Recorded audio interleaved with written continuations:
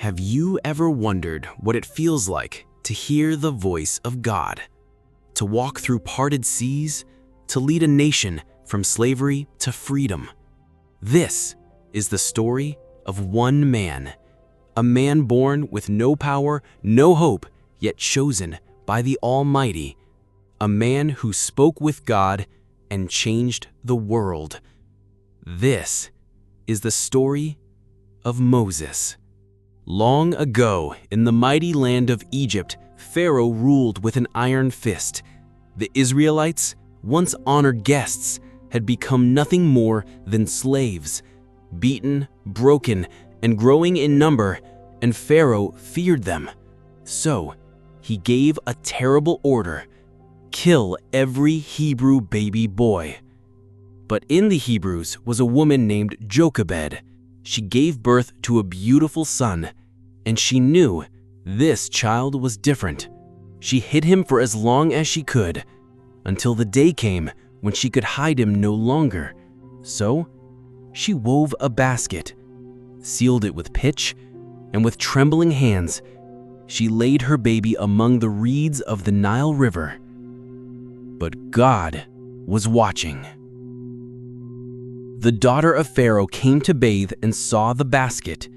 She opened it, and the baby wept. Her heart softened. She named him Moses, saying, "I drew him out of the water." And just like that, the child of slaves became a prince of Egypt. Moses grew up in Pharaoh's palace, dressed in fine linen, educated in Egyptian wisdom, eating with kings.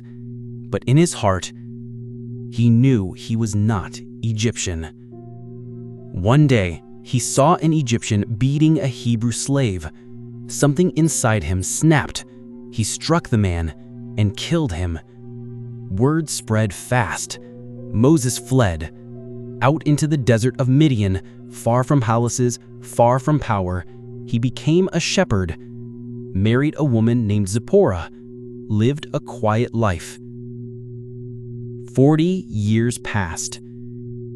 Then, one day, on a mountain called Horeb, Moses saw something strange. A bush, burning with fire, but not consumed. He drew near, and then a voice. "Moses, Moses."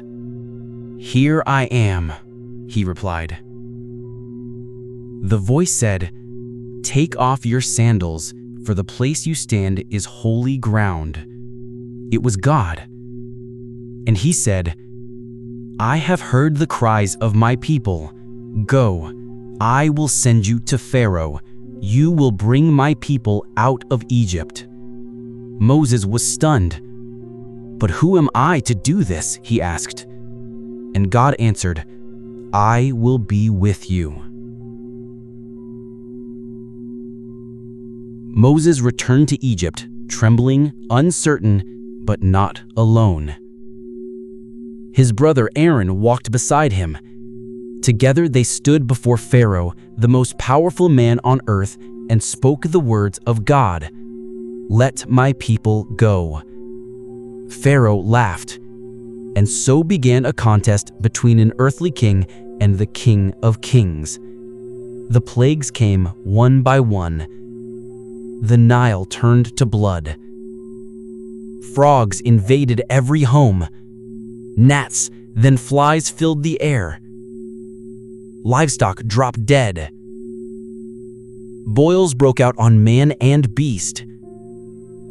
Hail fell like fire from the sky. Locusts devoured everything green. Then came darkness, 3 days of thick, terrifying darkness.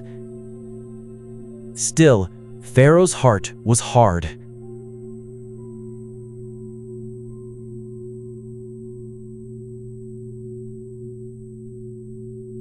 Then came the final plague, the most dreadful of all: the death of the firstborn. But God gave his people a way of escape. "Take a lamb, perfect, without blemish. Slaughter it. Take its blood and paint your doorposts. And when I see the blood, I will pass over you." That night, death came to Egypt. But among the Hebrews, there was silence, for they were covered by the blood.